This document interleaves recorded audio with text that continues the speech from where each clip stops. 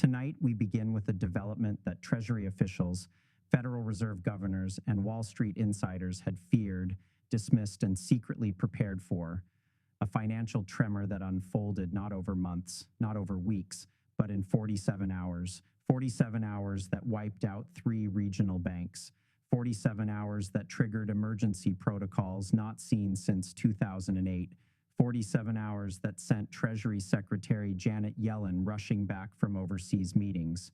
What the Treasury bond market did this week crossed a line that Federal Reserve officials had hoped would hold. And when that line broke, the emergency response team did not hesitate. They responded with speed, precision, and a level of urgency that tells you everything you need to know about how serious this moment really is. If you have money in a bank account, if you have retirement savings, if you own any Treasury bonds or money market funds, this story affects you directly. And by the end of this report, you will understand exactly why officials are calling this a 5-alarm financial fire. For 18 months now, there had been warning signs, not official announcements, not press releases, just signals that the Treasury bond market was preparing something unprecedented. The bond market has been volatile, yes, but it has been predictable in its volatility. Its moves have followed a certain rhythm, a pattern, almost a choreography that traders and analysts could anticipate. But what set off alarm bells in Washington and on Wall Street this week was that the pattern went silent.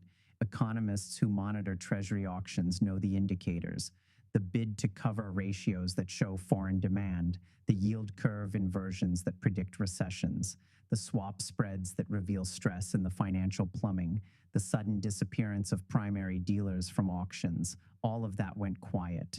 And whenever the bond market goes quiet, it means something is about to get very, very loud.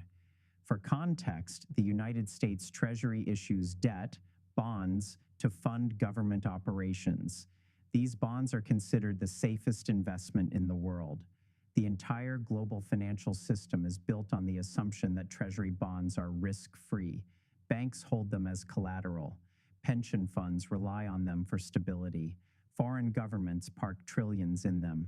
Money market funds, and the accounts where millions of Americans keep their emergency savings, are backed almost entirely by Treasury securities. When Treasury bonds become unstable, everything becomes unstable. And this week, they became very unstable. Early Tuesday morning, Treasury Department officials detected what they described as anomalous trading patterns, including massive sell orders from institutional investors that had not been seen in over 15 years.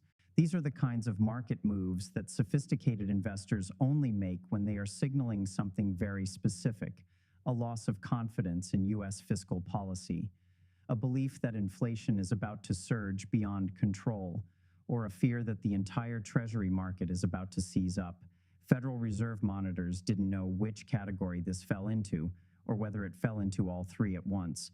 But what they did know was that foreign holders of U.S. debt were changing their posture. And when foreign central banks shift their Treasury holdings without explanation, even by small margins, every financial authority on the planet pays attention. Here's what makes this different from previous market jitters. The selling wasn't coming from hedge funds looking for quick profits. It wasn't coming from retail investors panicking. It was coming from sovereign wealth funds, from central banks, from the very institutions that are supposed to provide stability to global markets. When those institutions start selling U.S. Treasuries, it means they've seen something in the data that has fundamentally shaken their confidence. And that data, we now know, pointed to a structural problem that has been building for years. The emergency alert issued by Treasury officials tonight was not normal. It was not routine. It was not symbolic. It was urgent. Sources after emergency cabinet meetings described the market situation as fragile, deteriorating, and perhaps most importantly, contagious, meaning the problems in the Treasury market are already spreading to other parts of the financial system. But market panic only works if the Federal Reserve hesitates. The Federal Reserve did not. In fact, their response this week was among the most aggressive we've seen in modern financial history. Here's what we know. Within 4 hours of the first major sell-off, the Federal Reserve activated emergency lending facilities. These weren't the standard open market operations. These were crisis-era mechanisms, the same tools the Fed only deploys when they are preparing to prevent a full-scale financial collapse. The Fed announced unlimited repo operations. They signaled willingness to expand their balance sheet. They opened swap lines with foreign central banks to ensure dollars remained available globally. This is the financial equivalent of pulling every fire alarm in the building simultaneously. Tonight, multiple sources confirmed that the Federal Reserve launched emergency interventions targeting the 10-year Treasury note, including bonds that had recently been downgraded in internal risk assessments for what analysts believe was deteriorating demand. The Fed intervened before foreign sellers could trigger a cascade. They stabilized the 10-year yield. They backstopped money market funds that were showing signs of stress. They injected liquidity into primary dealers that were struggling to make markets. In other words, the Fed targeted the transmission mechanisms of the financial system, the arteries that carry money through every bank, every fund, every account in America. This is what made Treasury Secretary Yellen's warning so urgent. The bond market sell-off wasn't just symbolic, it was actionable. It represented the kind of systemic stress that could freeze bank lending if left unchecked. And the Federal Reserve, understanding that fully, responded with overwhelming force, not recklessly, not impulsively, but strategically. They didn't bail out speculators. They didn't protect hedge funds that made bad bets. They stabilized the core infrastructure. They protected the mechanisms that keep your savings account accessible, that keep payroll systems running, that keep the financial plumbing of America functioning. Let me be very clear about what's at stake here. When Treasury markets become dysfunctional, banks stop lending to each other. When banks stop lending to each other, credit freezes. When credit freezes, businesses can't make payroll. Mortgages don't get funded. Car loans disappear. The economy grinds to a halt. This is not hypothetical. We saw it happen in 2008. We saw elements of it in March 2020, and we are seeing the warning signs of it right now. And here's where the story becomes even more alarming. Intelligence and financial analysts now believe that the market turmoil was designed to test the resilience of the American financial system after years of mounting national debt. Foreign creditors wanted to see whether Washington would panic, but instead the opposite happened. The Treasury Department didn't hesitate. They issued a coordinated response that was so swift, so unified, that even skeptical market participants noticed. You don't get the bond market's attention easily, but this week American financial authorities did. Senior economists speaking with financial media under anonymity described the foreign selling pressure as strategic probing, a way to test whether the United States can still defend its currency and its debt. But the Treasury and Fed proved this week that they remain both capable and willing. Their interventions were not only effective, they were calibrated so precisely that yields stabilized within hours rather than days. That speed matters because it shows something crucial.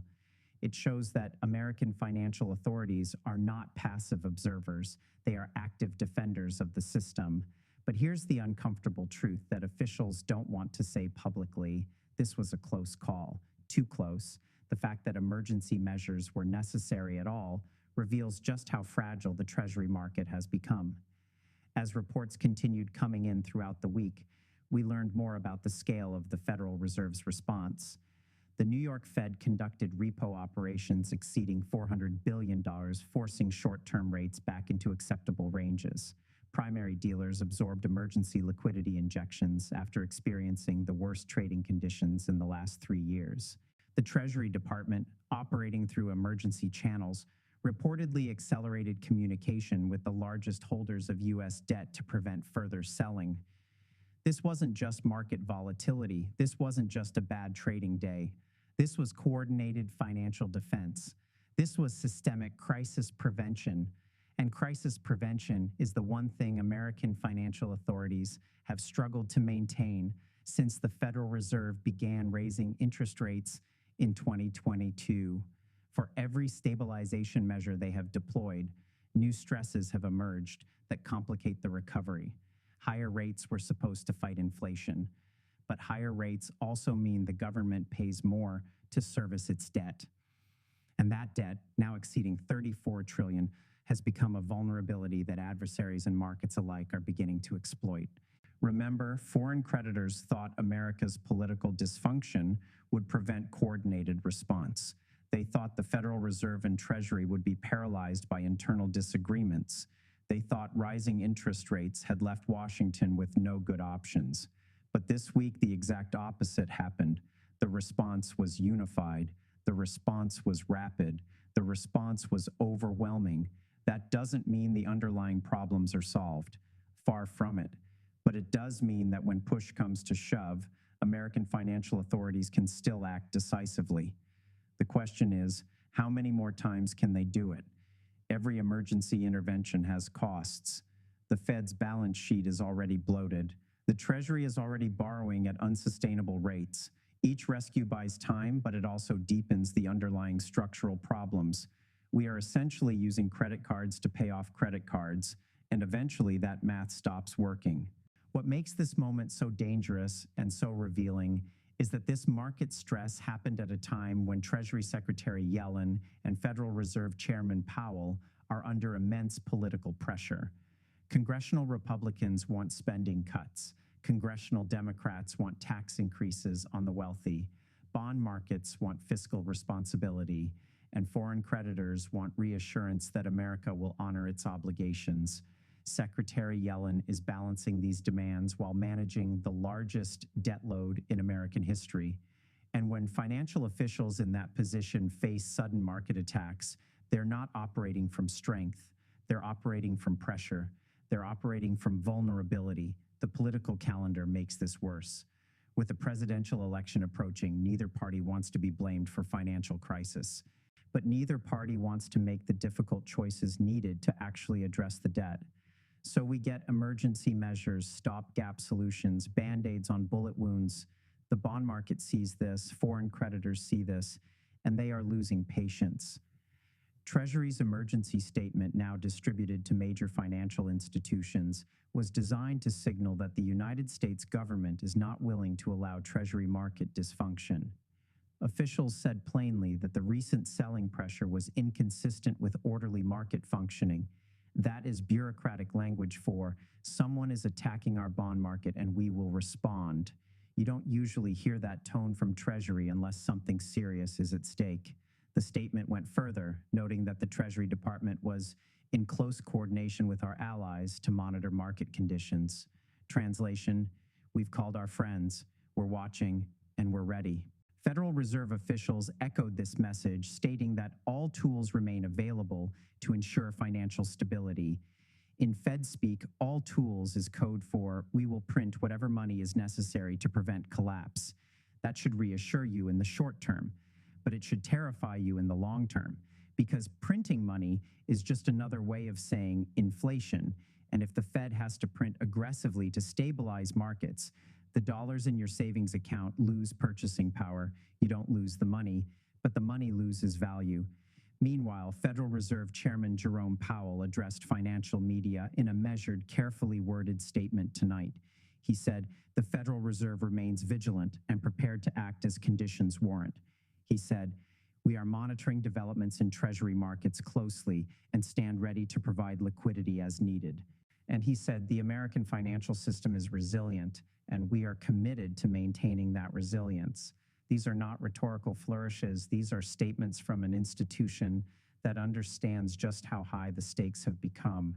Chairman Powell has faced criticism from both sides of the political aisle. Conservatives say he raised rates too slowly and let inflation run too hot. Liberals say he raised rates too aggressively and risks causing a recession. But in moments like this, political criticism fades. What matters is whether the Fed can stabilize markets. And this week they did. The question is whether they can keep doing it. Here's what makes the situation even more concerning. The Treasury market stress wasn't isolated. Along with the bond selling, China also reduced its Treasury holdings for the 7th consecutive month. Japan began diversifying its reserves away from dollar-denominated assets. Saudi Arabia increased discussions about accepting non-dollar payments for oil. All of this happened within the same 6-week period. When multiple foreign powers move simultaneously to reduce dollar exposure, it means something larger is underway. This isn't conspiracy theory. This is documented in official Treasury data. Foreign holdings of U.S. debt are declining as a percentage of total debt outstanding. That means America is increasingly dependent on domestic buyers, primarily the Federal Reserve itself, to purchase government bonds. When the Fed buys Treasury bonds, it's essentially the government lending money to itself. That's not sustainable, and sophisticated investors know it. Analysts are now considering several possibilities. One is that foreign creditors are preparing for a gradual de-dollarization of global trade. Another is that they are attempting to pressure Washington into more responsible fiscal policy. A third possibility, the one worrying officials the most, is that adversarial nations are deliberately testing American financial defenses. But this week, Treasury and the Fed took that card off the table. They didn't dither. They didn't issue strongly worded statements and hope for the best. They didn't wait for political authorization. They deployed emergency measures immediately. That sends a message. It tells foreign creditors, you may test us, but we will respond. It tells markets, we have the tools and we will use them. It tells adversaries, the dollar system is defended. For now, what we're watching now is a test of confidence. Foreign creditors want to see whether America can manage its debt burden. American officials want to show that the financial system remains robust. The Federal Reserve wants to prevent inflation from accelerating further, and ordinary Americans want to prevent their savings from being eroded. These objectives don't all align. Protecting the bond market may require printing money. Printing money may accelerate inflation. Accelerating inflation erodes the value of savings. There are no free lunches in economics, and the bill for decades of deficit spending is coming due. Tonight, we've heard from Treasury officials who are now monitoring overnight trading in Asian markets. They say conditions have stabilized but remain fragile. They say foreign selling pressure has subsided but not reversed. And they say the bond market's decision to test American resolve is likely part of a longer-term strategy intended to reshape the global financial order. But the Treasury is not backing down. In fact, the Treasury is accelerating contingency planning. Their response this week, swift, unified, and overwhelming, sent a message to adversaries that America will defend its financial system, and it sent a message to allies that the dollar remains the foundation of global commerce. But here's what officials won't tell you publicly.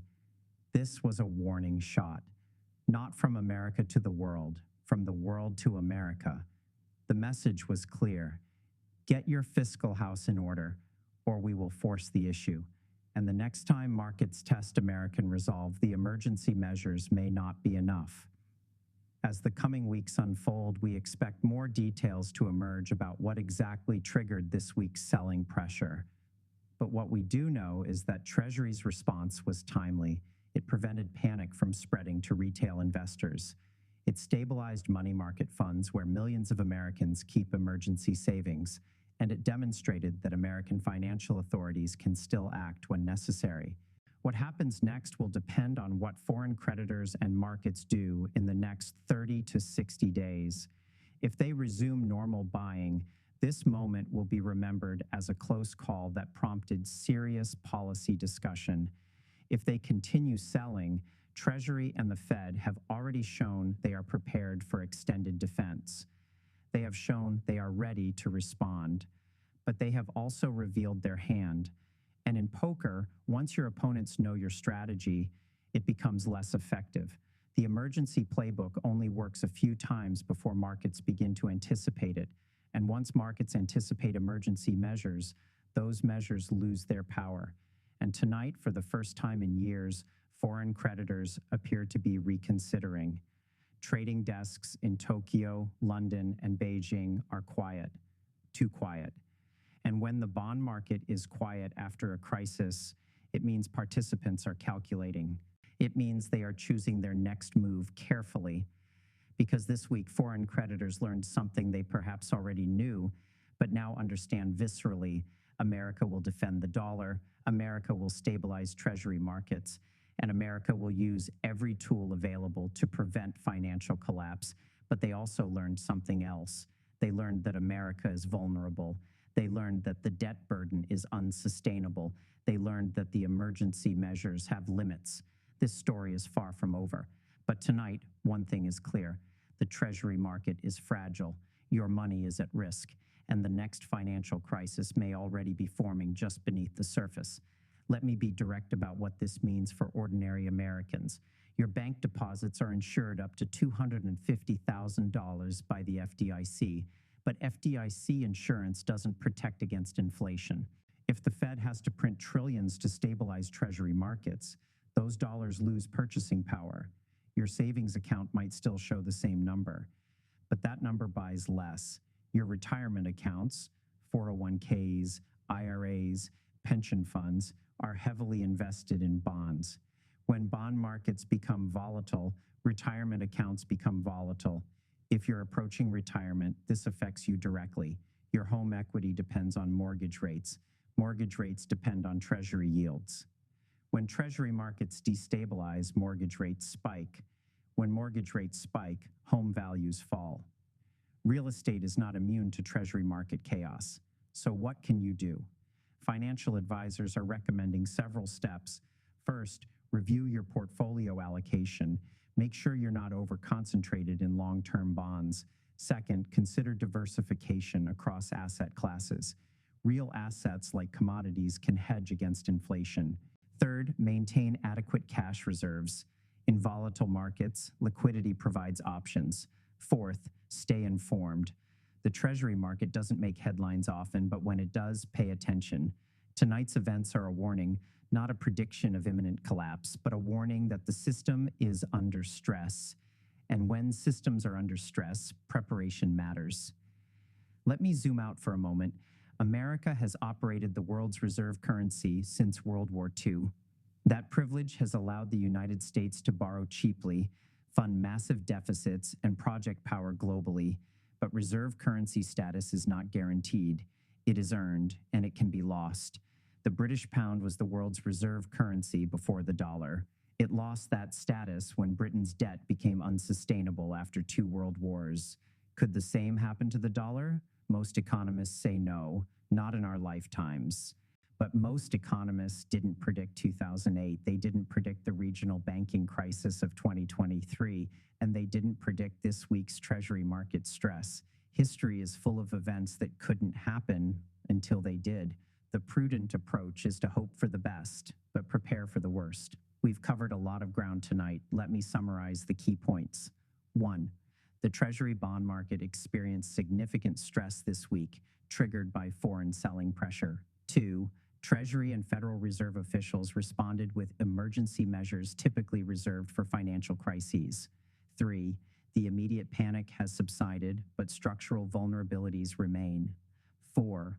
Foreign creditors are sending a clear message about American fiscal sustainability.